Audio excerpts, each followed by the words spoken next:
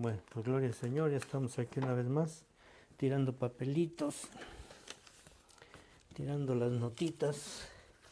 Bueno, es parte del concierto. Amén. Bueno, pues creo que esta semana fue una semana muy significativa, ¿verdad? Muy significativa. Antes de empezar, quisiera invitar a los hermanos, a la gente que vea estos videos. Por favor, les voy a rogar en el nombre del Señor Jesús que los compartan. Sobre todo a este lo vamos a llamar el gran engaño, el engaño del siglo. No del siglo, no, el gran engaño más bien, porque es más aparte, más de un siglo. El gran engaño, así lo vamos a poner, ¿verdad? Y la verdad que sí, me gustaría que lo compartieran. Estamos en YouTube, JEEC de carro, una M de Manuel y luego espacio SA, no es Sociedad Anónima, es San Antonio, Texas, es San Antonio. JEECM espacio SA, así nos encuentran ahí. Ya tenemos algunos videos ahí y por favor les voy a pedir que lo compartan, que se suscriban, que le pongan like, porque parece ser que yo no he tenido mucha conciencia de eso.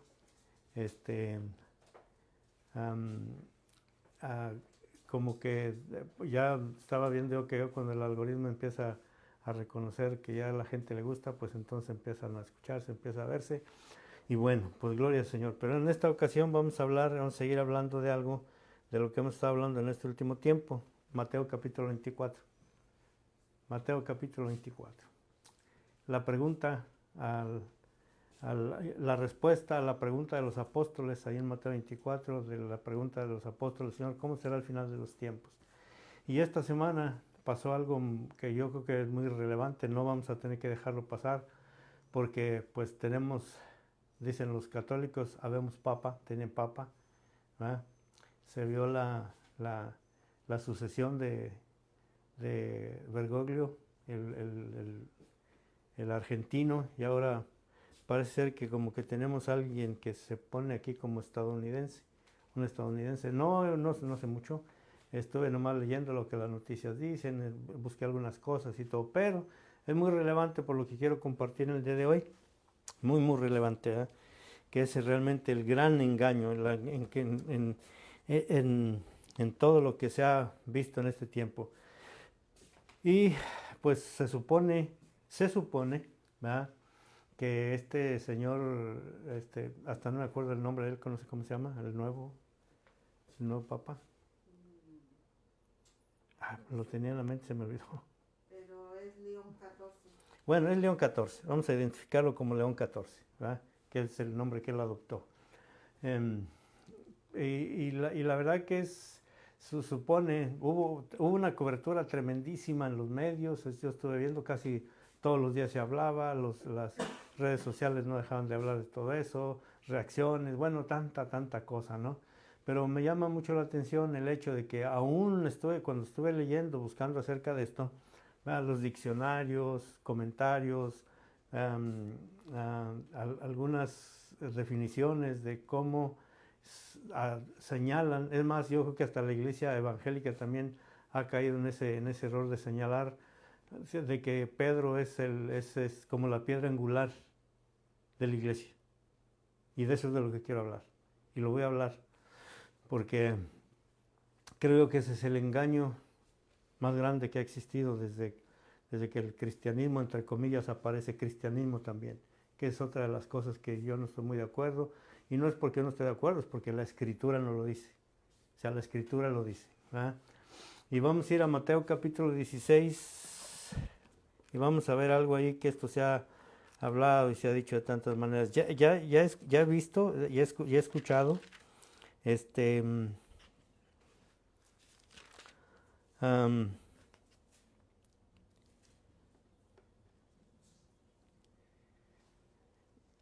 no, ahí estoy en Lucas, Padre mío. Mateo 16, sí.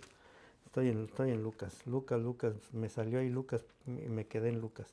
Mateo capítulo 16. Vamos a ver esta parte que creo yo que es en donde vamos a ver en dónde está el engaño que ha existido desde parece ser que hace como unos 1700 años después de la desaparición de los apóstoles, cuando las doctrinas griegas, cuando las doctrinas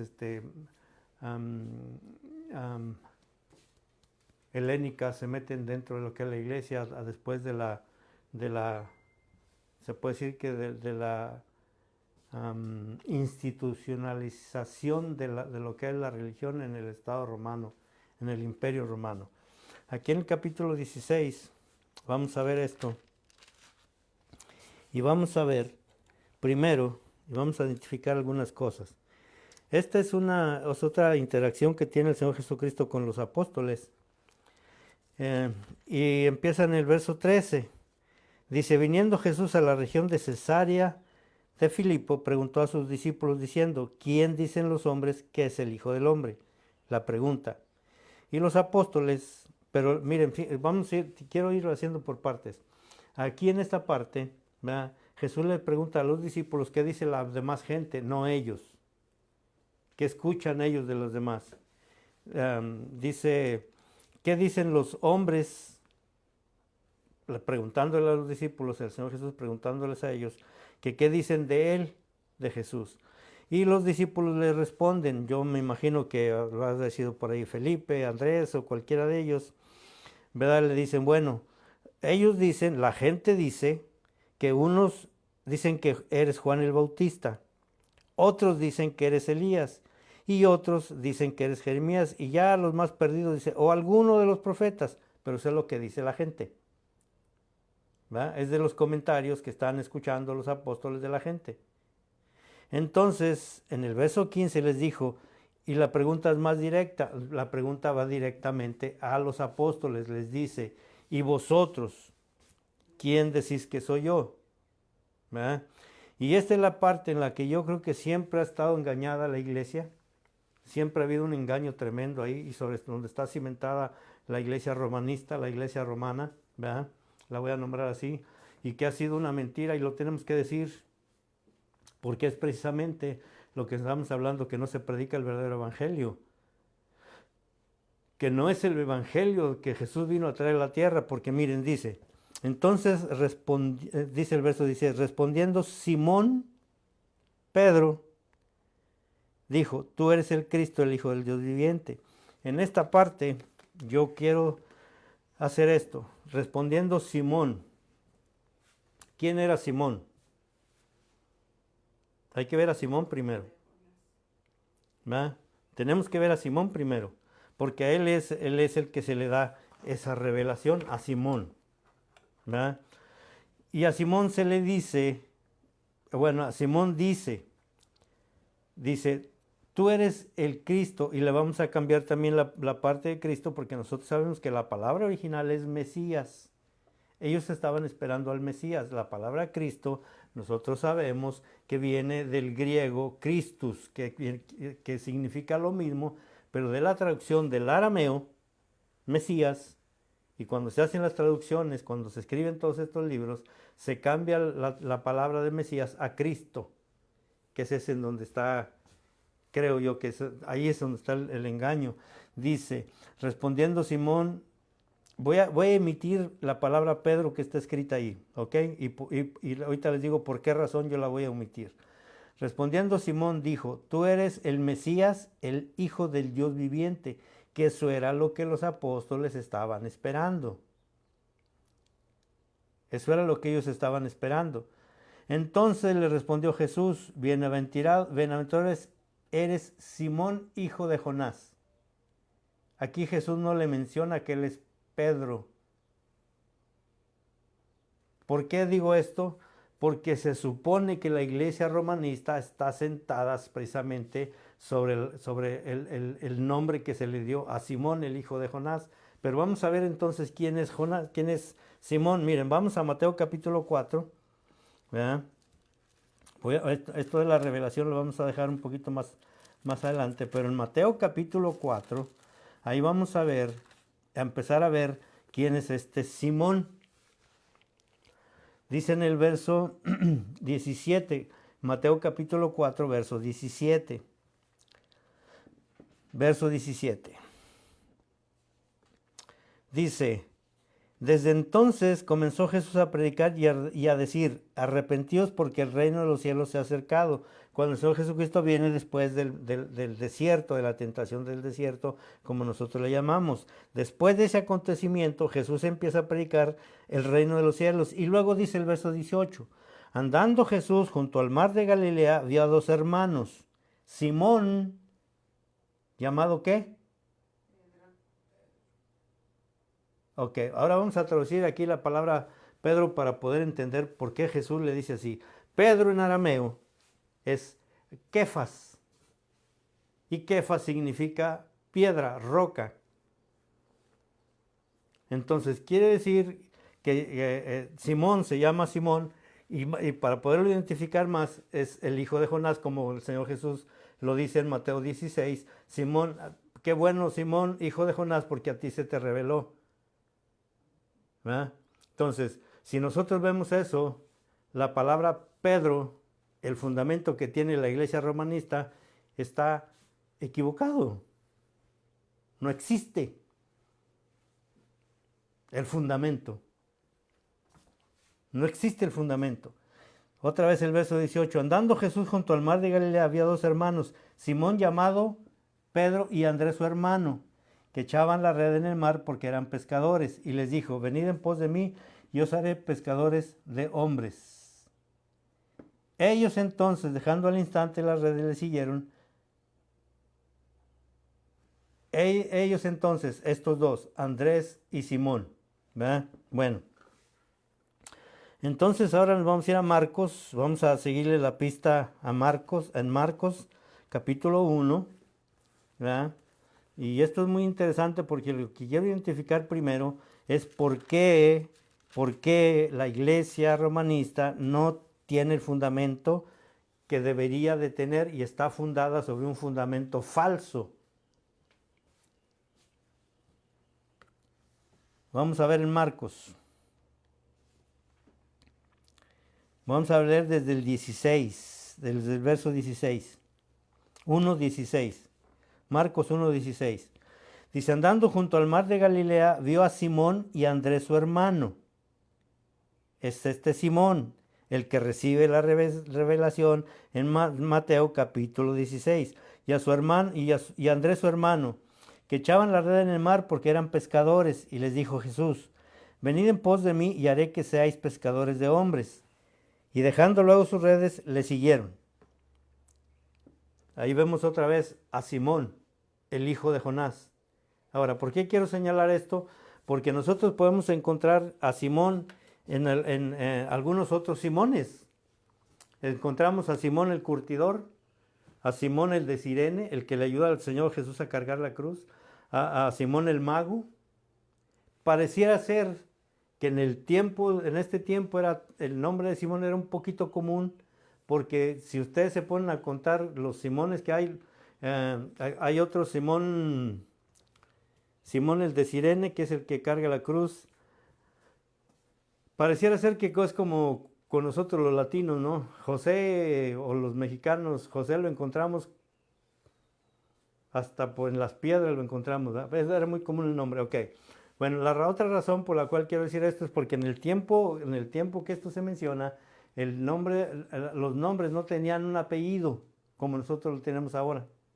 Entonces se identificaban por su origen, por ejemplo, Simón el de Cirene, el de la región de Cirene, ¿verdad? O Simón el curtidor, que es en donde el mismo Pedro está en la casa de Simón el curtidor. Imagínense, Simón el curtidor y Simón la piedra, o Kefa. Entonces, el nombre de Pedro no es un nombre propio, es un apodo y lo vamos a ver.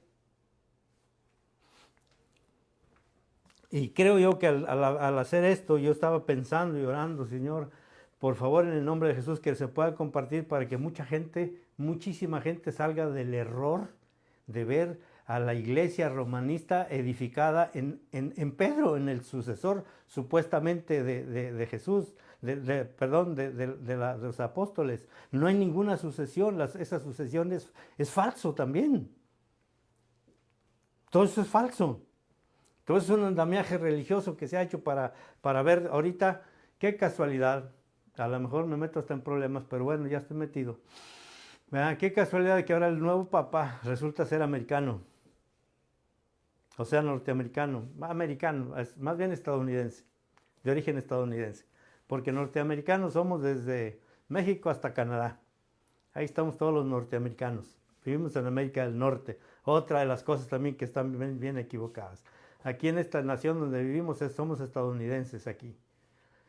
¿Verdad? Porque pues, vivimos aquí y estamos aquí. Yo soy mexicano, pero tengo la ciudadanía americana, o sea, estadounidense. No nos consideramos de esa manera.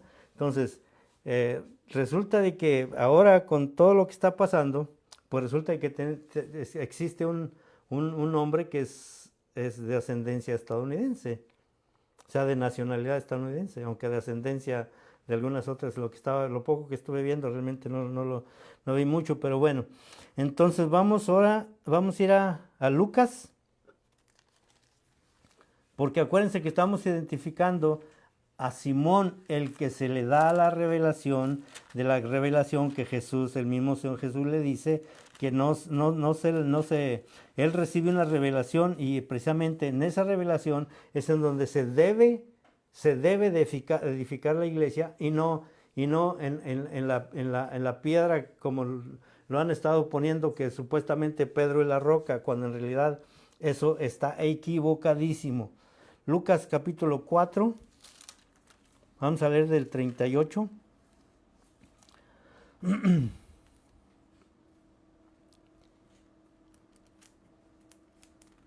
Saben que Lucas, cuando yo estoy buscando, Lucas no habla de cómo se junta no habla de cómo Jesús los encuentra, como por ejemplo Mateo y Marcos. Aquí en esta parte ya vemos a Simón, pero ya con suegra.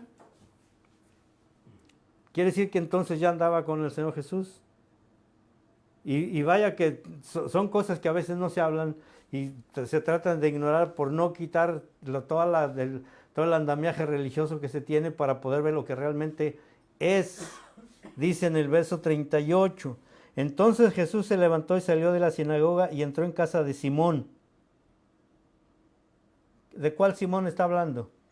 Aquí no menciona a Pedro, aquí es en donde las traducciones que se han hecho están equivocadas. Miren, de verdad que yo no sé, empecé a buscar en Google, empecé a buscar las definiciones de lo que es de Simón, lo que significa Kefa, lo que significa Petrus en griego, todas las traducciones y la mayoría, la mayoría, todos los comentaristas que yo encontré, todos los comentaristas que encontré, ellos señalan que Jesús le dijo a Pedro que él era la piedra sobre la cual se debería edificar la iglesia.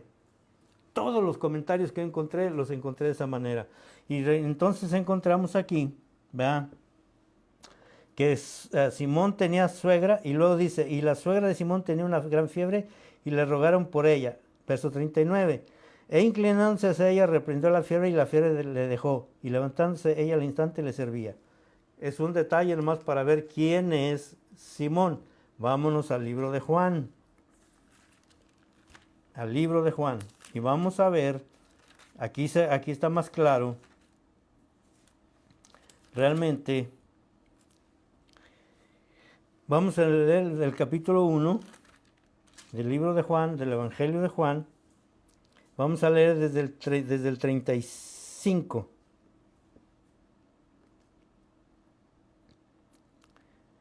Dice, después del bautismo, después de que Juan bautiza al Señor Jesús, dice en el 35, y dice, el siguiente día otra vez estaba Juan y dos de sus discípulos. Juan y dos de sus discípulos. Y mirando a Jesús que andaba por ahí, dijo, Juan fue el que dijo, aquí dice, he aquí el Cordero de Dios. ¿Quién dijo que era el Cordero de Dios? Juan. Juan es el que lo menciona, ¿verdad? Dice, y le oyeron hablar los dos discípulos y siguieron a Jesús. Dos discípulos de Juan. Y dice, y volviéndose a Jesús y viendo que le seguían, les dijo, ¿qué buscáis? Ellos le dijeron, Rabí, que traducido es maestro. ¿Dónde moras? Les dijo, venid y ved. Fueron y vieron dónde moraba y se quedaron con él aquel día porque era como la hora 10. Andrés, hermano de Simón Pedro, Andrés, hermano de Simón, era uno de los dos que habían oído a Juan y habían seguido a Jesús. Andrés. ¿Se recuerdan que en Mateo se encuentran Andrés y Simón? Simón, el que era llamado Pedro, porque así dice Mateo. Dice, Andrés, hermano de Simón, aquí está otra vez ese Pedro, porque yo creo que eso está mal ahí. Debería decir Kefa, debería decir... Hay algunas traducciones que ya lo tienen. Por ejemplo, tengo una transliteración del Nuevo Testamento al hebreo y me gusta mucho porque ahí es donde ellos cambian todos estos conceptos que se hicieron cuando se hizo la Reina Valera y se hicieron todas las traducciones. Entonces dice el verso 40, Andrés, hermano de Simón, Pedro, era uno de los que habían oído a Juan y habían seguido a Jesús. Andrés, halló primero a su hermano Simón y le dijo, hemos hallado al Mesías. Y aquí está bien claro que traducido, ¿a quién encontraron? Al Mesías. Entonces, la palabra Cristo, ahí en el capítulo 16 del libro de Mateo, está mal aplicada. Porque ahí entonces Simón tuvo que haberle dicho en su lengua madre, en su lengua de arameo, en lo que ellos hablaban, ¿verdad? Tuvo que haberle dicho, Señor, yo veo que tú eres el Mesías. La traducción dice que Cristo. Y ese es el gran problema. Ese es el gran problema, ese es el gran error por el cual la iglesia romanista se sienta y se funda en eso. Y aquí lo dice, el Evangelio lo dice. Anoche que estábamos compartiendo, es lo que estaba yo diciendo. Yo no necesito hacer una interpretación propia. La misma Escritura se interpreta a sí misma. Aquí está diciendo lo que ellos estaban buscando. Estaban esperando a quién, al Mesías.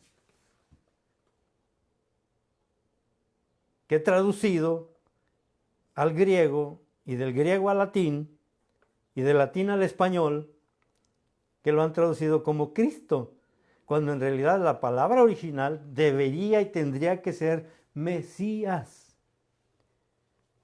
Y eso cambia por completo la película. Ahí es en donde está el engaño de Mateo capítulo 16, en el cual se ha fundado una institución jerárquica, una institución aparentemente apostólica, aparentemente porque realmente no tiene nada de apostólica, no tiene nada de sucesión, no tiene nada que ver, absolutamente nada con las enseñanzas básicas de lo que es el cristianismo, es política, es influencista, es progresiva. Estaba viendo yo algunos comentarios que a este señor lo catalogan como progresista, ya no tanto conservador. ¿Eso qué tiene que ver con el Evangelio? Nada, no tiene que ver absolutamente nada con el Evangelio. Ahora, vámonos a Hechos capítulo 1. Vamos a seguir viendo a este Simón. Vamos a seguirle la pista.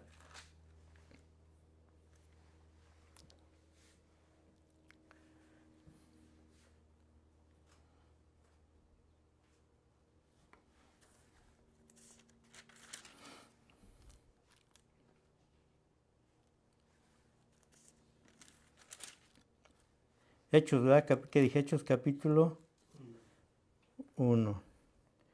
No, perdón, es Hechos capítulo...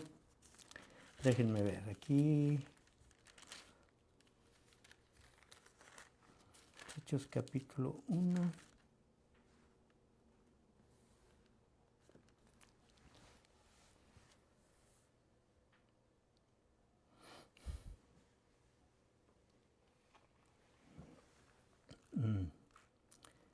Vamos a ver.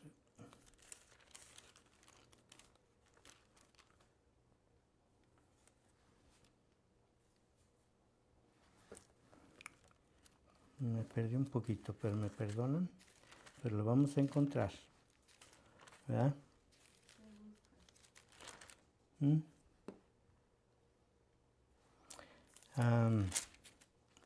10, Hechos capítulo 10, perdón, me faltó el 0 ahí. Hechos capítulo 10. Y vamos a leer del 1 al 6 para ver bien claramente que el nombre de Pedro no es un nombre propio, sino es un apodo, es un sobrenombre.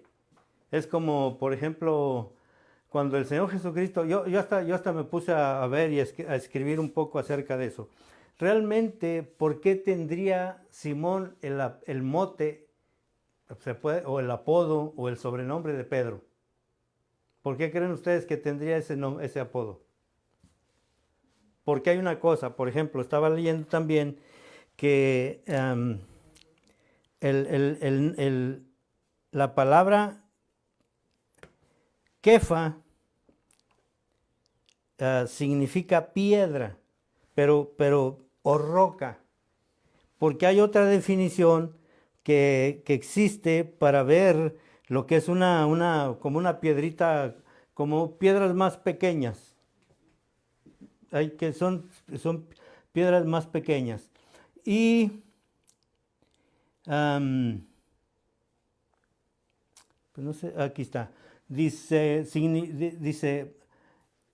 Simón, llamado Pedro, significa piedra o roca. Simón Bar Jonás, Simón hijo de Jonás. Pedro significa roca, pues para una piedra suelta, el griego tiene otra palabra para definirla y es litos, que viene siendo una piedra más pequeña. Entonces, roca, la definición de roca, la definición de Kefa o de Pedro, ya traducido al latín, ya digo al español, quiere decir que es una roca más grande, es algo en lo que en el tiempo, pues hasta nosotros todavía sigue siendo, ¿verdad? Cuando se hace una edificación, ¿qué es lo que se hace? El cimiento, o sea, la roca, lo fuerte, ¿cómo? Fundamento. Sí, el fundamento, pero da a entender que es una roca grande, que es algo en lo que se va a edificar, ¿verdad? Porque estaba viendo que el griego tiene otra definición para las piedras sueltas. Vamos a decir, por ejemplo, nosotros lo conocemos como grava o, no sé, en otras por ejemplo, los hondureños o los otras, no sé cómo le mencionarán porque tiene sus diferentes definiciones, a veces está de tipo regional, pero por nosotros lo conocemos como grava, que viene siendo litos, que es la palabra que se usa del griego para definir rocas más pequeñas. Por eso quería hacer esto. Ahora, dice en el capítulo 10 del libro de los Hechos, dice en el verso 1, dice, había en Cesarea un hombre llamado Cornelio, centurión de la compañía llamada La Italiana, piadoso y temeroso de Dios con toda su casa, y que hacía muchas limosnas al pueblo y oraba a Dios siempre. Este Cornelio, se le vio una visión, dice, vio claramente en una visión, como a la hora novena del día, que un ángel de Dios entraba donde él estaba y le decía, Cornelio. Él mirándole fijamente y atemorizado dijo, Señor, ¿qué es, Señor? Y le dijo, tus oraciones y tus limosnas han subido para memoria delante de Dios. Verso 5, envía pues ahora hombres a Jope y haz venir a Simón, el que tiene por sobrenombre Pedro. Al que le dicen, por ejemplo, perdón, lo voy a hacer así, porque es como yo lo pensé. Por ejemplo, al hermano José Luis, háblale al tapicero, el sobrenombre del tapicero, o háblale al chanclas, ¿eh? O háblale al pelón, o háblale al fulano. Y la razón es esa, porque en el tiempo aquel, no había apellidos, entonces a la gente se le identificaba, por ejemplo, en el caso del Señor Jesucristo, ¿cómo se le identifica? El Nazareno. ¿Por qué? Porque él era, bueno, se decía que venía de Nazaret, Jesús de Nazaret, Jesús el Nazareno. Y miren lo que dice más adelante. Dice, verso 5, envía pues ahora hombres a Jope y haz venir a Simón, el que tiene por sobrenombre Pedro. Y eso derriba el argumento de la iglesia romanista. No es en Pedro, no es ni en el nombre de Pedro. Y ahorita vamos a regresar al capítulo 16 del libro de Mateo.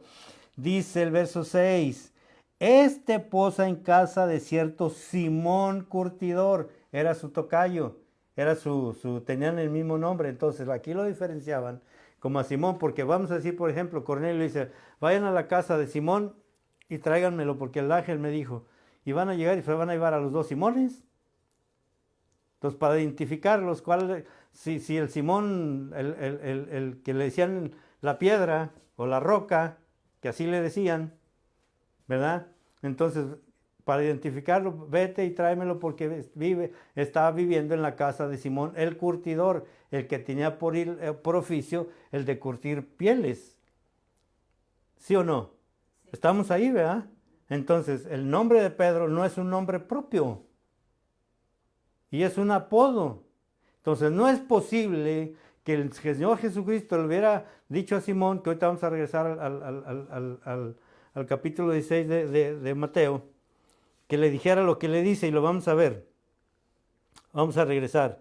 Capítulo 16 del libro de Mateo.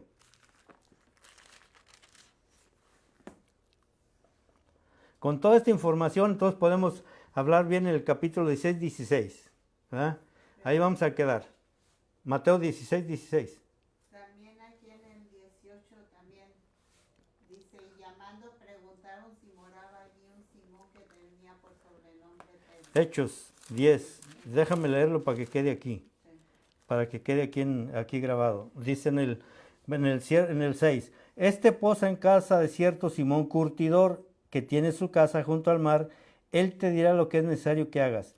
Y ido el ángel que hablaba con Cornelio, este llamó a 2 de sus criados y a un devoto soldado de los que le asistían, a los cuales envió a Jope después de haberles contado todo. ¿Cuál dijiste? El 18. Oh, el 10-18, ok. Dice, cuando llegan, ¿verdad? Sí. Exactamente, el capítulo 10-17, vamos a leer desde el 17. Y mientras Pedro, que es otra de las cosas en las que yo estoy aquí diciendo, aquí debería, y mientras Simón, el que le decían roca, estaba perplejo dentro de sí sobre lo que significaría la visión que había visto. He aquí los hombres que habían salido enviados por Cornelio, los cuales preguntaron por la casa de Simón, el curtidor, llegaron a la puerta. Y llamando preguntaron si moraba ahí un Simón que tenía por sobrenombre Pedro, verso 18, 10-18. Y mientras Simón, aquí debería decir en el capítulo 19, y mientras Simón, el hijo de Jonás, pensaba en la visión, le dijo el Espíritu, aquí 3 hombres te buscan, levántate pues y desciende, y no debo decir con ellos porque yo los he enviado. Estamos claros en eso, ¿no? Que el nombre de Pedro, porque eso es a lo que yo quiero llegar hoy, que el nombre de Pedro no es realmente la fundación, ni Pedro en sí mismo. No es Pedro. Capítulo 16. Entonces, 16. Híjole, hasta me dio sed. Déjenme tomar tantita agua.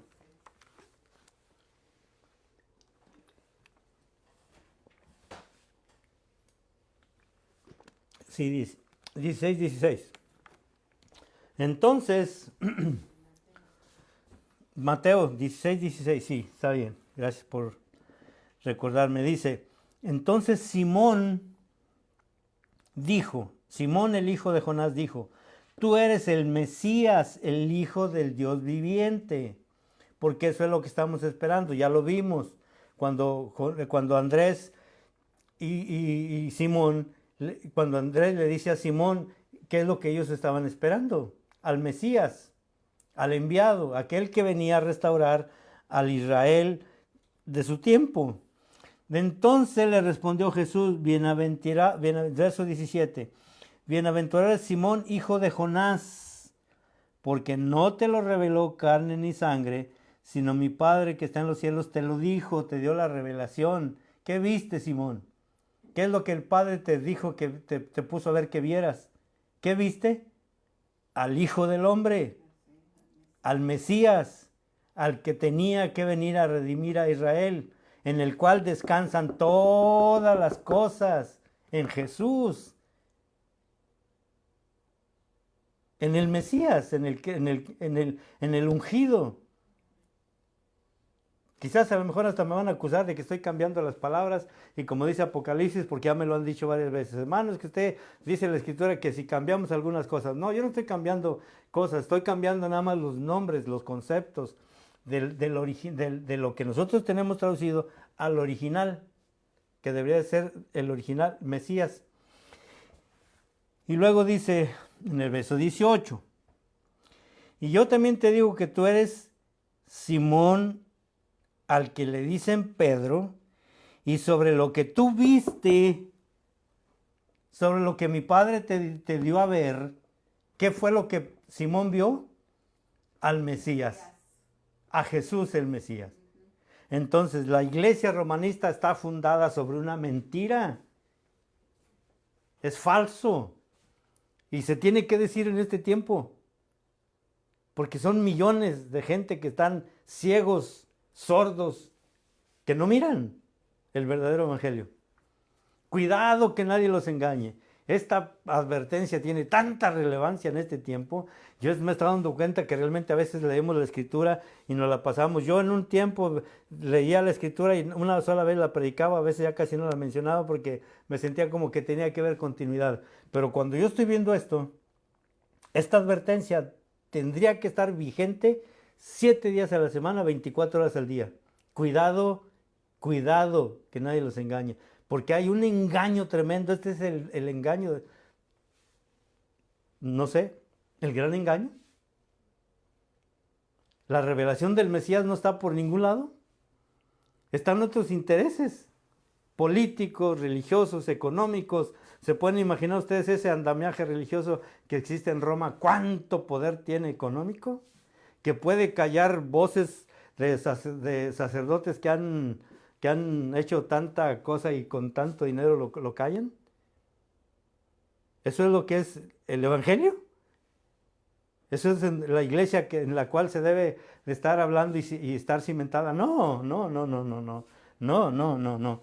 Dice en el verso 18, y yo también te digo que tú eres Simón, al que le dicen la roca. Y a ti que te dieron esa revelación, ahí sobre esa revelación voy a edificar mi iglesia. La iglesia del Señor Jesús tiene que estar edificada sobre la revelación que se le dio a Pedro, no sobre Pedro, no sobre Simón, el hijo de Jonás. Esa sucesión apostólica no existe, es falsa totalmente. Que se tiene que decir. Eso es falso. Bíblicamente no se puede probar que esa sucesión tiene alguna autoridad. Y luego le dice ahí en el verso 18, dice, y sobre esta revelación, sobre lo que mi Padre te dijo, sobre lo que mi Padre te hizo ver, que, sobre el Dios de los cielos, el eterno Dios, el omnipotente, le mostró a Simón a un hombre en el cual descansaba toda la deidad en él, en Jesús, en un hombre. En un hombre que aún en ese momento él todavía no había sido glorificado. Él se los dice a los fariseos. Aún todavía no había sido glorificado. Y luego dice, y las puertas del Hades no prevalecerán contra ella. Y aquí no sé si algunas Biblias tienen por ahí algunas letras chiquitas, si ustedes les ponen atención.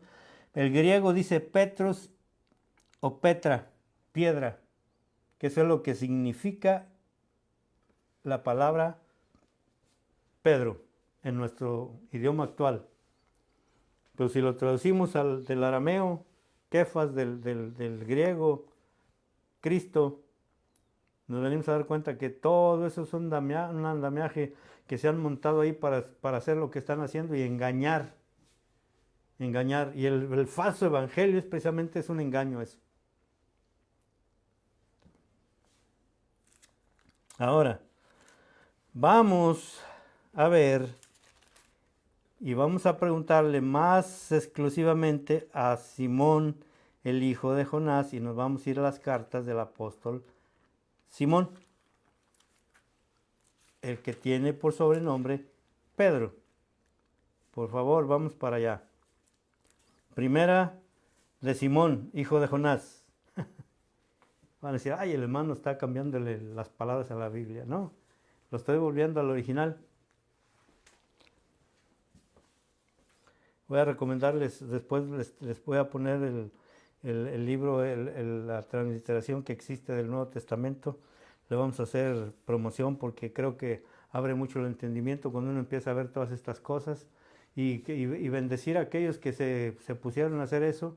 Uno de los autores es un hermano que se llama Dan Ben Abraham, un rabino por ahí que tengo algunas veces de escucharlo y que de alguna manera le damos gracias al Padre porque levanta gentes como ellos también para que podamos nosotros seguir adelante. En el capítulo 1 de primera de Pedro, vamos a decirlo así porque pues ahí está escrito y la mayoría de nosotros lo conoce de esa manera, pero en el capítulo 1, en el verso 10, acuérdense que es Simón el que está hablando aquí. Simón es el que escribe. Y luego dice, después de una serie de cosas que él dice hasta el capítulo 10, dice, los profetas que profetizaron de la gracia destinada a vosotros, él está hablando de los profetas, y cuando habla de los profetas, ¿de cuáles profetas habla? De los antiguos. ¿De Ágabo, el que está en el libro de los Hechos? ¿No, verdad que no? ¿Habla de cuáles? De los antiguos profetas. De Jeremías, Isaías, Joel, Amós, todos ellos, habla de ellos. Y dice que estos profetas que profetizaron de lo que se nos ha dado a nosotros, de la gracia a nosotros, dice que inquirieron y diligentemente indagaron acerca de esta salvación. Se pusieron a escudriñar, a hablar de la salvación. ¿Qué salvación? La salvación que vino a través del Mesías. La salvación que se nos dio a través del sacrificio del Mesías, de Yeshua, en su nombre, y a veces hasta no me gusta ni mencionarlo mucho porque realmente no sé si lo pronuncio bien, ¿verdad? Porque ya estamos tan acostumbrados a decir que Jesús, pero su nombre es Yeshua y realmente cuando uno siente ese impacto de ese nombre tan precioso que se nos ha dado, porque sobre todo nombre, dice que toda lengua confesará. Y dice en el verso 11, escudriñando qué persona y qué tiempo indicaba el espíritu de qué. Verso 11, habrá alguien que me lo repita ahí. Escudriñando qué persona y qué tiempo indicaba el espíritu de qué. De Cristo. El espíritu de Mesías. Ahora, ¿quién es o qué es el espíritu de Mesías? ¿Qué era lo que hablaba en el antiguo pacto con aquellos hombres que eran escogidos para traer la voz de quién? La voz del Padre, la voz de Dios, la voz de Mesías. Mesiánicos. Ustedes pueden leer por ahí, a David se le consideraba como un Mesías, como un ungido. Es más, a mí me sorprendió mucho cuando yo empecé a ver que a Ciro, el rey persa, ahí en el capítulo 45 me parece del libro de Isaías, perdón, no me recuerdo muy bien, 46, 47 por ahí, habla de Ciro ungido.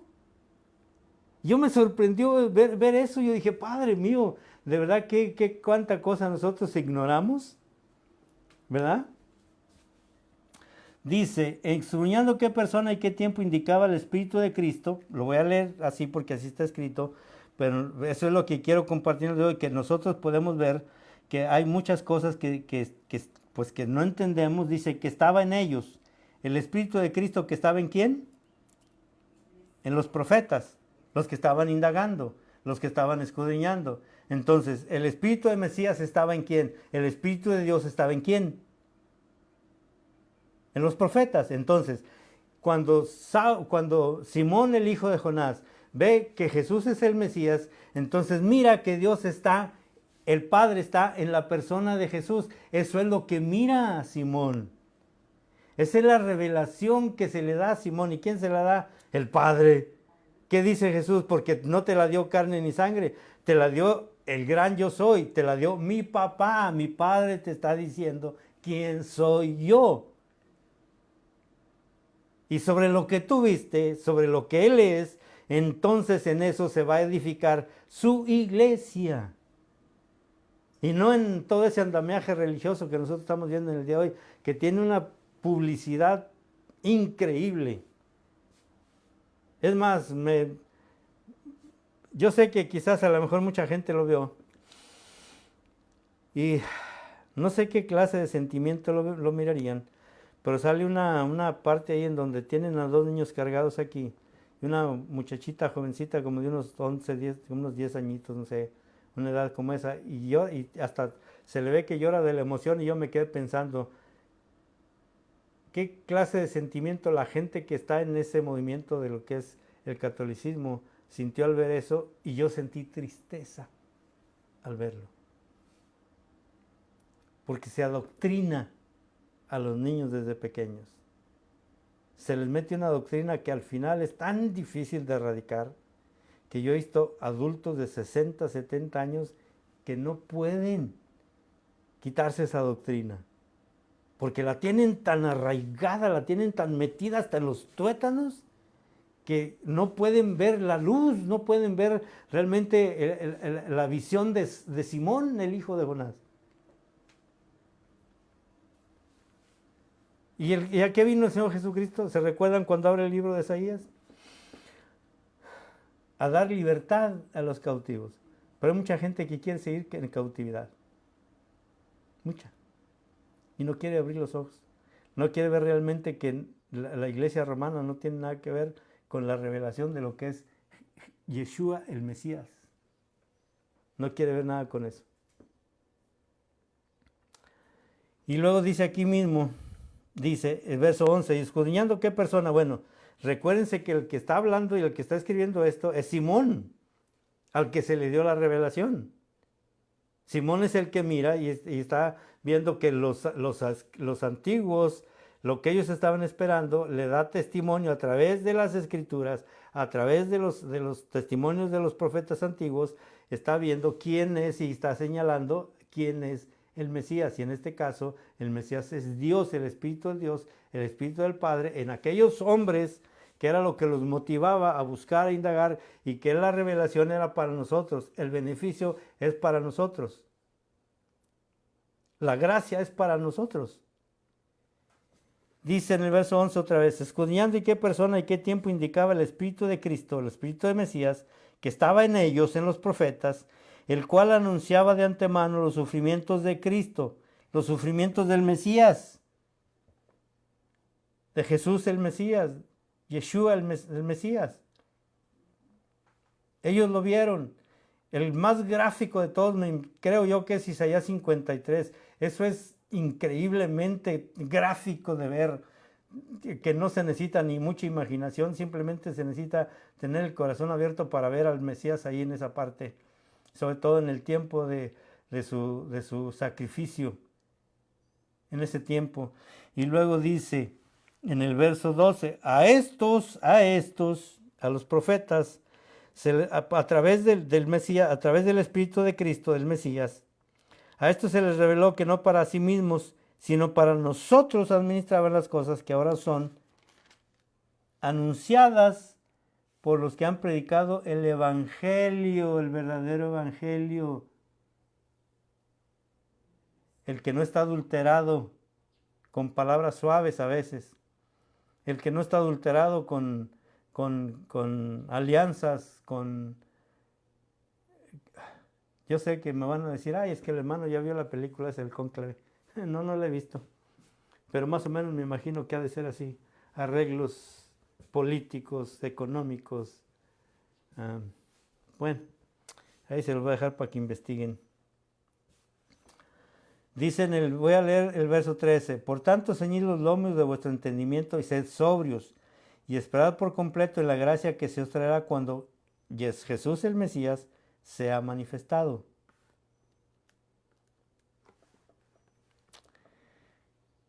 como hijos obedientes, no os conforméis a los deseos que antes teníais estando en vuestra ignorancia, sino como aquel que os llamó es santo, sed también vosotros santos en toda vuestra manera de vivir, porque escrito está, sed santos porque yo soy santo. ¿Y saben que eso pesa mucho? En primer lugar, porque a veces nos han cargado de una santidad que no se puede lograr.